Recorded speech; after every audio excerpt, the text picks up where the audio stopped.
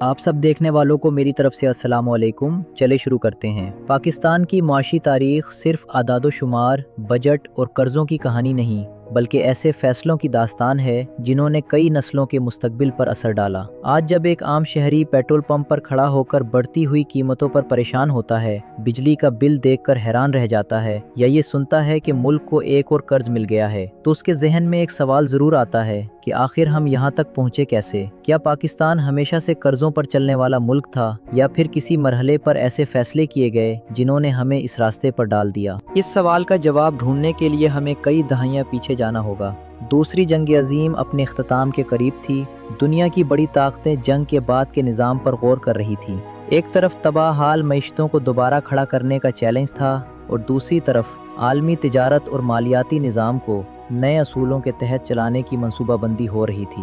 اسی دور میں ایسے اداروں کی بنیاد رکھی گئی جنہوں نے آنے والے برسوں میں عالمی معیشت کا رخ متعین کرنا تھا۔ اس وقت شاید کسی نے نہیں سوچا ہوگا کہ ان فیصلوں کے اثرات ایک دن پاکستان جیسے ملک تک بھی پہنچیں گے۔ 1947 میں پاکستان وجود میں آیا تو حالات آسان نہیں تھے۔ نئے ملک کے پاس وسائل محدود تھے، سرکاری ڈھانچہ ابتدائی مراحل میں تھا، اور لاکھوں مہاجرین کی آبادکاری ایک بڑا چیلنج بن چکی تھی۔ اس کے باوجود ابتدائی برسوں میں پاکستان مکمل طور پر معاشی بحران کا شکار نہیں تھا۔ ملک کے پاس زرخیز زمینیں تھیں، کپاس اور پٹسن جیسی اہم فصلیں تھیں، اور برآمدات کے ذریعے زرمبادلہ حاصل کرنے کی صلاحیت بھی موجود تھی۔ اس وقت اصل ضرورت بہتر منصوبہ بندی اور مضبوط معاشی حکمت عملی کی تھی۔ قیام پاکستان کے بعد کچھ عرصے تک وہی کرنسی استعمال ہوتی رہی جو بر صغیر کی تقسیم سے پہلے رائج تھی۔ بعد ازاں پاکستان نے اپنی مالیاتی شناخت قائم کرنا شروع کی اور قومی ادارے تشکیل دیے گئے۔ انہی دنوں عالمی معیشت میں بڑی تبدیلیاں رونما ہو رہی تھیں۔ مختلف ممالک اپنی کرنسیوں کی قدر میں رد و بدل کر رہے تھے تاکہ تجارت میں توازن برقرار رکھا جا سکے۔ پاکستان نے بعض مواقع پر ایسے فیصلے کیے جو وقتی طور پر فائدہ مند نظر آئے، مگر ان کے طویل مدتی اثرات مختلف ثابت ہوئے۔ اس دوران مشرقی پاکستان، جو زرعی پیداوار کا ایک اہم مرکز تھا، قومی معیشت میں بنیادی کردار ادا کر رہا تھا۔ وہاں پیدا ہونے والی فصلیں ملک کے لیے قیمتی زرمبادلہ کما رہی تھیں، لیکن وقت گزرنے کے ساتھ ساتھ وہاں کے لوگوں میں یہ احساس پیدا ہونے لگا کہ ان کی معاشی اہمیت کے باوجود ان کے مسائل کو مطلوبہ توجہ نہیں دی جا رہی۔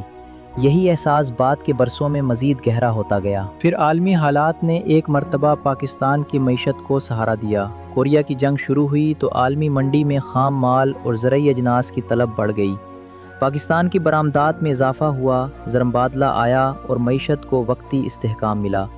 بظاہر ایسا لگ رہا تھا کہ ملک ترقی کی جانب بڑھ رہا ہے، لیکن اس خوشحالی کی بنیاد مضبوط معاشی اصلاحات نہیں بلکہ بین الاقوامی حالات تھے۔ یہی وجہ تھی کہ جیسے ہی عالمی صورتحال تبدیل ہوئی، معیشت دوبارہ دباؤ کا شکار ہونے لگی۔ یہ وہ مقام تھا جہاں پاکستان کو ایک واضح معاشی روڈ میپ کی ضرورت تھی۔ صنعت کاری، زراعت کی بہتری، برآمدات میں تنوع اور مالی نظم و ضبط جیسے اقدامات ملک کو مضبوط بنیاد فراہم کر سکتے تھے، لیکن مختلف ادوار میں پالیسیوں کا تسلسل برقرار نہ رہ سکا۔ کئی فیصلے وقتی مسائل حل کرنے کے لیے کیے گئے، جبکہ طویل مدتی منصوبہ بندی پس منظر میں چلی گئی۔ 1950 کی دہائی کے آغاز میں ملک کو زر مبادلہ اور ترقیاتی منصوبوں کے لیے مالی وسائل درکار تھے۔ اسی دوران پاکستان نے پہلی مرتبہ عالمی مالیاتی اداروں سے رجوع کیا۔ بظاہر یہ قرضے ترقیاتی مقاصد کے لیے تھے، مگر یہیں سے ایک ایسا سلسلہ شروع ہوا جو آنے والی دہائیوں میں مسلسل بڑھتا گیا۔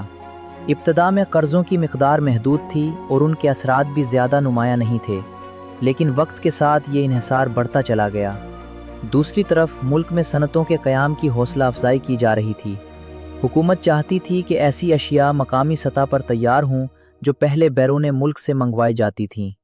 اصولی طور پر یہ حکمت عملی درست تھی، لیکن بعض اوقات سرکاری مراعات اور تحفظات کا فائدہ چند مخصوص طبقات کو زیادہ ملا۔ نتیجہ یہ نکلا کہ معیشت کے بعض شعبے تو ترقی کرتے گئے، مگر مجموعی معاشی ڈھانچہ اتنا مضبوط نہ ہو سکا جتنا ہونا چاہیے تھا۔ وقت گزرنے کے ساتھ پاکستان کی آبادی بڑھ رہی تھی، ترقیاتی اخراجات میں اضافہ ہو رہا تھا، اور ریاستی ضروریات بھی وسیع ہو رہی تھیں۔ ایسے میں جب بھی زرمبادلہ کی کمی پیدا ہوتی یا بجٹ دباؤ کا شکار ہوتا، قرض لینا نسبتاً آسان حل سمجھا جاتا۔ یہی سوچ آہستہ آہستہ معاشی پالیسی کا حصہ بنتی چلی گئی۔ ہر نئی حکومت کو اپنے پیش رو سے زیادہ مالی مسائل ورثے میں ملتے اور اکثر ان مسائل کا فوری حل مزید قرضوں کی صورت میں تلاش کیا جاتا۔ معاشی ماہرین کا خیال ہے کہ اگر ابتدائی برسوں میں زراعت، برآمدات اور ٹیکس نظام پر زیادہ توجہ دی جاتی تو حالات مختلف ہو سکتے تھے، لیکن تاریخ میں اگر اور مگر کی گنجائش کم ہوتی ہے۔ حقیقت یہ ہے کہ پاکستان ایک ایسے راستے پر چل پڑا تھا جہاں ترقی کے لیے درکار وسائل کا ایک بڑا حصہ بیرونی ذرائع سے حاصل کیا جا رہا تھا۔